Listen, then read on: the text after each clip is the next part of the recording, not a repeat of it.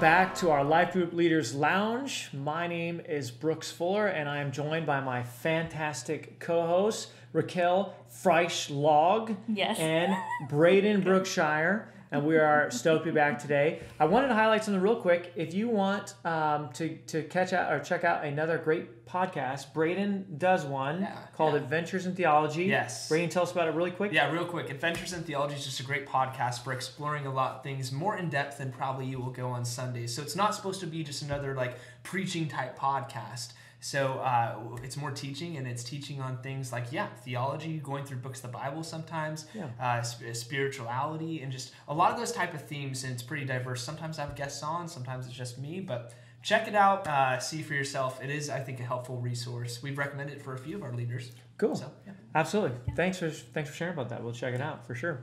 So today's podcast is all about answering questions. Today's going to be a Q&A podcast. It's our first one, Q&A podcast. And I'm just going to fire off some questions for some of our leaders and also some people outside of our church that sent us some great questions.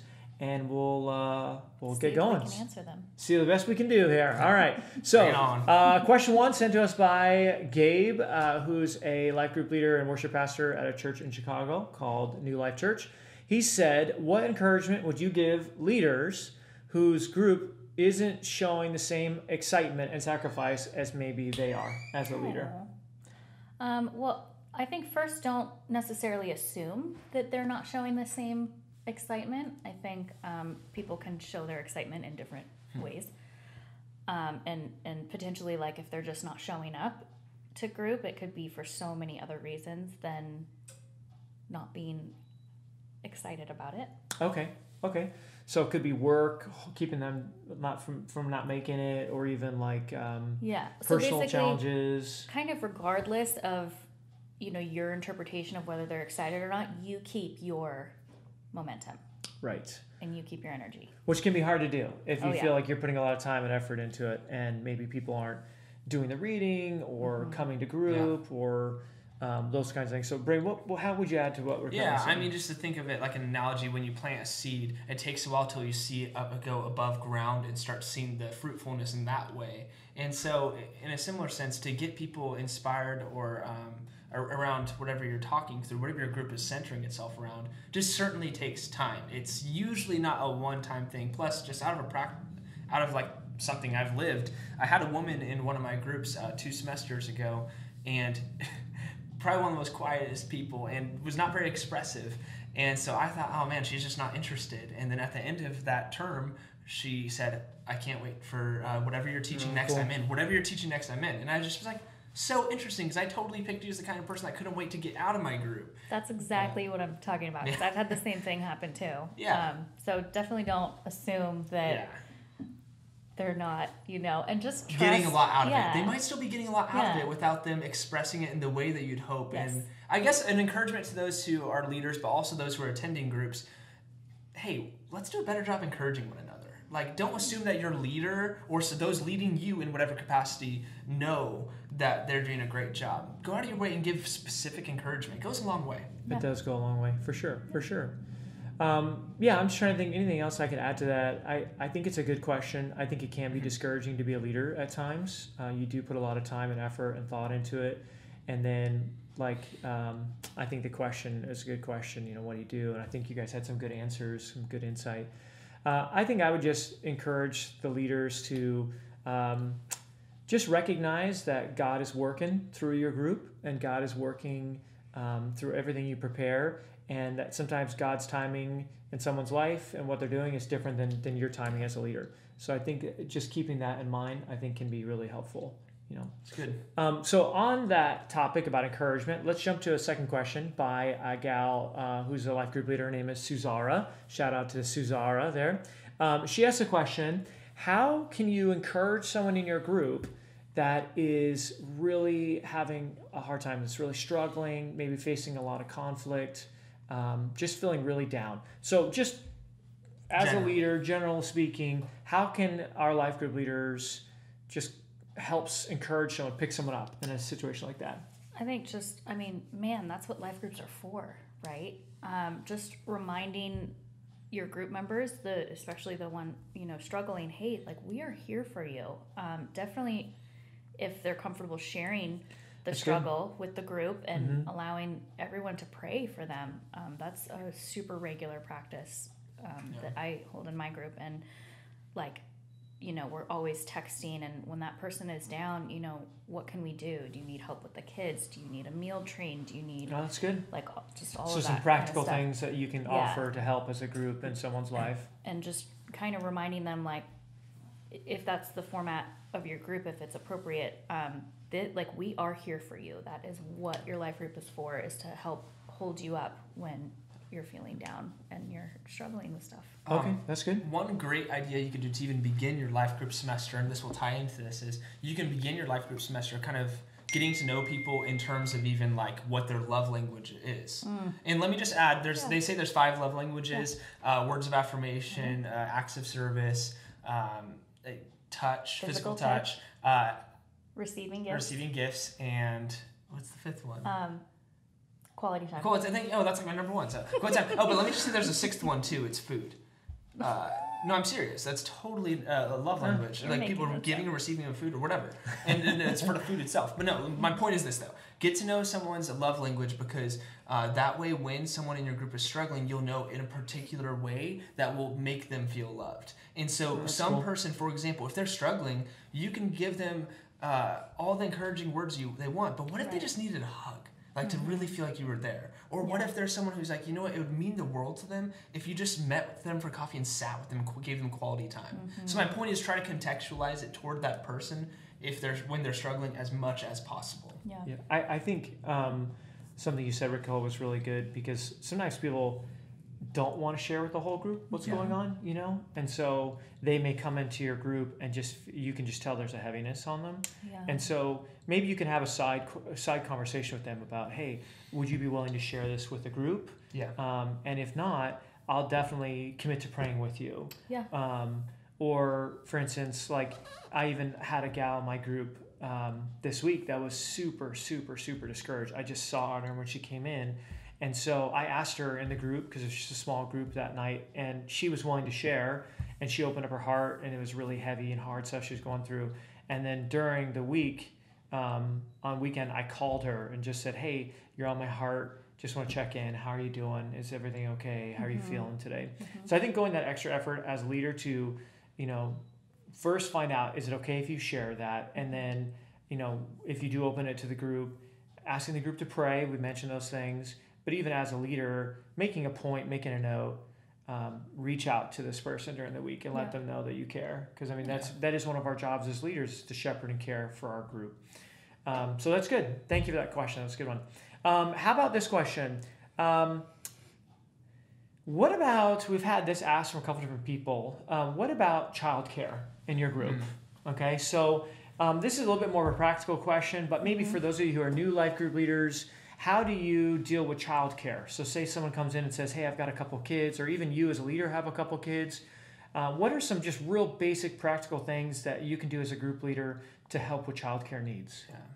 I've seen a few modeled, and maybe you guys can speak into this too.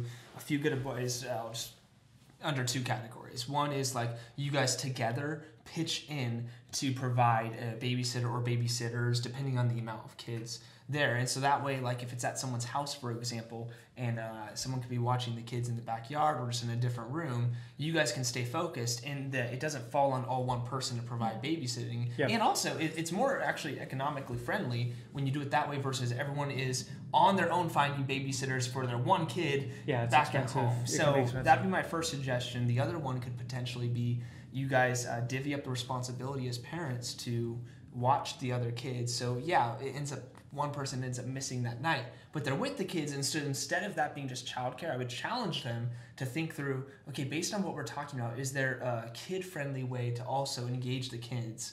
And tonight's my night to engage them with this topic. So that's just 2 ideas from me. That's good. That's good. I would throw in one of our leaders mentioned this. If you do have babysitters and there is a cost, being willing to share the cost with those who are leading it. That's just maybe an open conversation you could have at the beginning of the semester. I've even seen it, some life groups switch off. So maybe one couple or one parent can watch the kids for 1 week, and then you set a schedule so where they may watch it for 1 week and then they can spend the rest of the week in the group. And so you just keep switching people out. But definitely it's a need, especially with if you want to have kids and we want to make it accessible to parents to be able to come. So that is a conversation definitely to have in your group. Yeah. I mean, you have a few couples at your group. Do you guys have to deal with childcare or not really? Yeah, and that would be kind of my tip, is just working closely with the members in your group and working it out for what's best for you guys. We've had meetings at my house before where I could put some of my kids to bed and just get a sitter for another couple. We have meetings here, and we've had sitters here, and then we'll kind of plan, this week we're going to meet, but we don't have a sitter, so we're just going to do like a potluck, and just really like keeping a pulse on it, I think, is the most helpful thing. Okay. All right. So we're quick firing these questions at you here. How about one question that was asked by Keiko, one of our life group leaders and coaches? She said, what would you say is the ideal number of people in a group, and or what is probably the max number of people in a group? What do you guys think? I mean, I'm thinking the 25 range is a lot. Like, don't... Yeah, that's a lot. That's some church plants right there. We try to not... I mean, there's a couple of our groups but they have 25 members on their roster, but they don't all show up every single night. That's true. But like, definitely when they reach that 25 mark, we stop, promoting people to join that group. I have a couples group. I think we're at, we might be at like 24, but I kind of count it less because they're couples. I kind of count them as, one unit. Those are big groups, Raquel. Those are big. Yeah, that's a lot. I will say that, there are more experienced life group leaders who can, like Pastor Carter or, but generally, I would say that's too much. I would say the 8 to 10 number is a good. Yeah, I mean, I guess one way to filter through this is that the more people, the less intimacy. So the more people you have, the less intimacy that will inherently be in the group. And so it's just, if you as a leader, you have to kind of decide the kind of intimacy you're trying to cultivate in that particular group. So in my group that I have this semester, it's very content driven and teaching oriented, and the interactive discussion with everyone is so great. So although I have 18 people on my roster and about averaging 12 to 13 per week, it works really well for that dynamic. It's great because we're not trying to have the kind of intimacy that in other life group semesters or in other groups you're trying to have. Yeah. What do you think, though, Brooks? Yeah, I mean, I would say probably a good target number would probably be 12 to 15. Yeah, Jesus did 12, so that's a good number to throw out there. Yeah. I think what Raquel said is probably you always have a Judas. Is wise. That like there was a point in my group I had like 13 guys in my group, but out of those 13 guys, only 7 or 8 were coming regularly. Yeah. And we do have some larger groups to have a lot of people in the group, but not everyone comes each week. So I think the goal is. It's a question you have to ask yourself. Can I pastor this amount of people? Yes. Can I shepherd these people? Does it feel like people are getting missed or people are not getting the chance to talk because there's so many in the group, So I would say probably 10 to 12 is probably a good number. But if you do have, more, you just have to find a way to provide that smaller group atmosphere in that group. Great point. So if you can break people out into smaller groups or getting like couples with couples, that's totally as good as well. The challenge is you don't want it to turn into like a sermon where you sit and talk and it feels like you're at a church service. The goal is interaction, community with one another. And so that's kind of a gauge you want to think about. Are people getting a chance to talk and share and feel supported? Yeah, exactly. So, and the larger your group gets, you want to start thinking about, hey, like, is there someone in my group that I can be raising up to be able to take this group and multiply it? Why don't we ask one more question here? Let's ask one more. So this was asked. I thought it was a great question. Should we find someone in our group to help us carry the load in our group as life group leaders? So, for instance, we talk a lot about, we want our groups to be serving.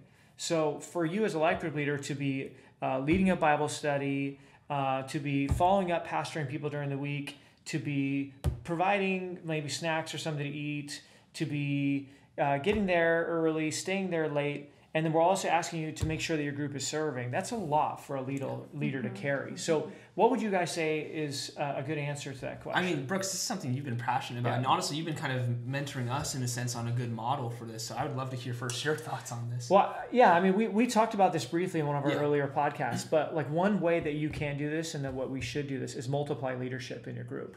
You want to absolutely be raising up leaders within your group to help carry the load, carry the burden. I think it's not only does it help other people grow, does it help people get opportunities to use gifts that they have, but also it's forward thinking, because if you are thinking about the long term, you can't be the one that has to carry all this by yourself. If you do, you will not last. You just won't last. And so if you raise up someone that has a passion to serve people, or even is just willing to help, maybe it just starts with I want to help you. How can I help you?